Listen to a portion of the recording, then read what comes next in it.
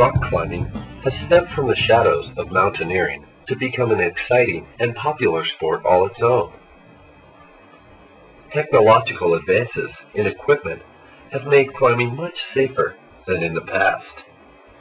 In this CD, the most important topic is basic belay skills, which is holding your partner's rope. You will also learn about common safety practices and climbing on a top rope. Climbing is as safe or as dangerous as you make it. Please, don't climb without a rope on. To do so is inviting catastrophe. Another thing we don't recommend is that you go out and try to learn through trial and error.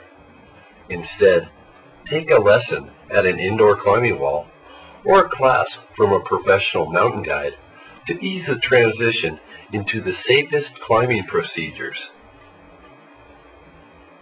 And always remember these 3 rules. Double check all knots, anchors, and other gear before climbing. If you have any doubt about your safety systems, don't climb. It's not worth the risk. The last rule is to have fun. It's what climbing is all about.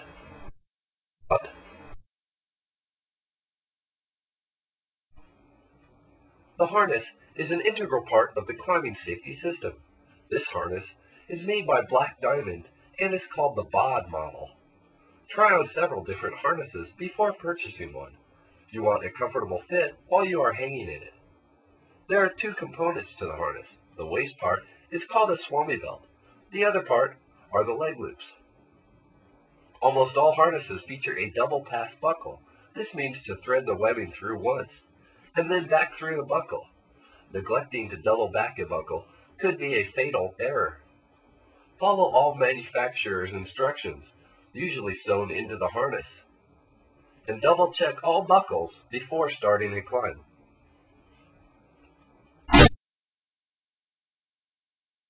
Here's the way a climb works. Before starting, the climber and the belayer double check safety systems. That's the knots, buckles, and belay devices before starting. You might notice that in many of these examples, climbers aren't wearing helmets. We advocate that the first-time climber wears one. The reason that you see these examples is because there's no loose rocks on the cliffs we are filming, and also no climbers above us. As the climber ascends, the belayer takes in slack rope. This is so a fall won't be more than 6 inches to a foot. Upon reaching the top of a climb, the climber yells down, "Take," which lets the belayer know that the climber is going to weight the rope. The last step is lowering off, often the scariest for a novice. Lean back on the rope after you have been taken tight. Then, take a deep breath and walk backwards, using baby steps down the wall. Don't climb back down the rock. Follow our example here. Let your belayer know if you think you're going too fast. Upon reaching the ground, untie and have a drink of water. You are starting to understand how one of the most exciting and challenging outdoor pursuits works. Lowering off is one of the most intimidating steps that a beginning climber has to take. Often, the novice won't trust the gear or equipment to hold their body weight, but as long as the anchor is well constructed, this won't be a problem. Make sure that your rope isn't tangled or crossed when you are lowering. Sometimes this requires stepping over or ducking under a rope to make sure it's not crossed. You want to get your body in what we call the L-shaped position, feet flat against the wall, legs perpendicular to the rock, so that you can lower off in the easiest way possible. Don't climb back down the rock. This is a common misconception, but you really just want to lower off, not climb back down. Tell your partner to take or to get the rope up tight before you lower off.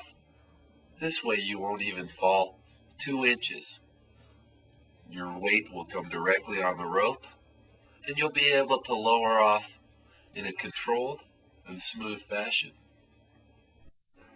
Technique could be summarized as using your body in the most efficient way possible to get through a series of hard moves. Good technique is accrued by trying different kinds of moves on different rock and different angles of rock. 3 pointers are: 1.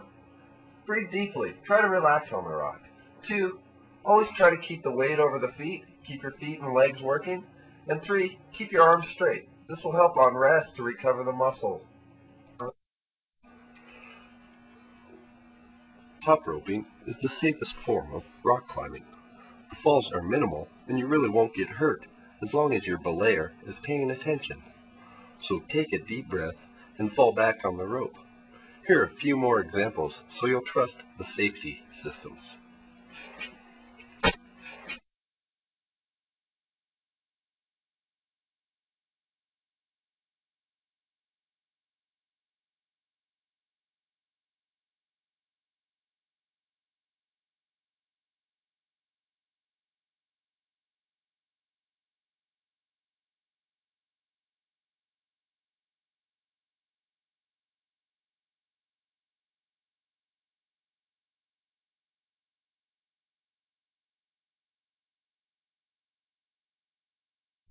All beginning climbers should start out on a top rope. Top roping is the safest form of rock climbing. A rope is anchored at the top of a cliff and is drawn in as the climber ascends. As long as the belay systems are secure, the climber won't fall more than an inch or two on a top rope. We also recommend that the first-time climber use a helmet when climbing.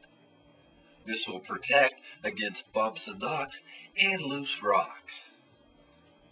Top roping is practiced around the world by both novice and expert climbers who don't want to risk a fall or risk getting injured on a fall. It is the best way to try out new techniques and skills because the fall potential is minimal.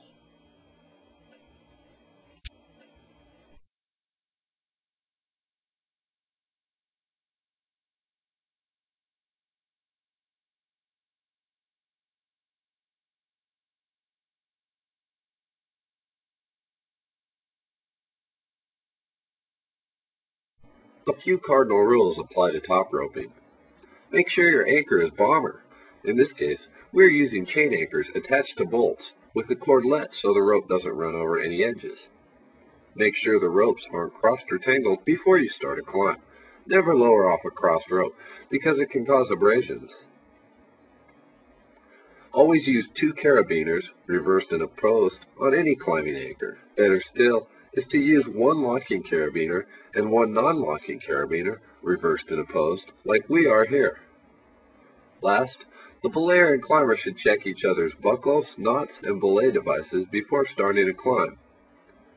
If you have any doubt about the validity of your knots, your anchors, or your rope, don't climb. It's not worth risking the consequences. Now that I've gotten safely to the top of the climb we want to do, I will clip into bolts with slings that are girth hitched to my harness.